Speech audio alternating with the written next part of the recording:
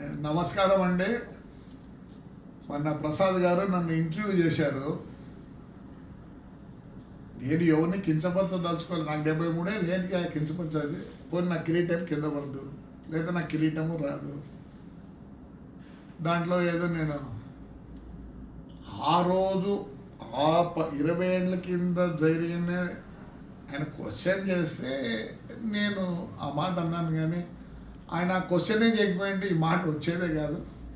చాలామంది ఎవరెవరు నాకు ప్రెసిడెంట్ గారు ఫోన్ చేశారు ఆ రోజే, సార్ మీరు ఈ మాట అన్నారు సార్ అని. నేను చెప్పిన సందర్భం బట్టి అన్నాను, కానీ మిమ్మల్ని కించపరచాల్సి నాకేమొచ్చింది? అవసరమా? కించపరచాల్సిన అవసరం లేదు. నిజంగా జీవించుకోవాలంటే మా ఊర్లో రజకులకు కానీ నాయ బ్రాహ్మణులకు కానీ మరి ఎంతమంది వాళ్ళకు కళ్యాణ మంటపాలు ఇవన్నీ చేశారో నాకు తెలియదు. నేను ఎవరిని కించపరదలుచుకోలే. So I take back that word. ఏదో అది ఇది అన్నారంటే ఎవరికి ఏం కిరీటం పోదు. ఏం జరుగుతుంటే 73లో ఎవరితో నేను తగు పెట్టుకోవాల్సిన పని కాదు. చేతనైతే సేవ చేయాలనే ఉద్దేశం ఉంది. కాబట్టి నేను అది ఒకవేళ మీకు తప్పు అనిపిస్తే నేను విరమించుకుంటున్నాను. Right, thank you.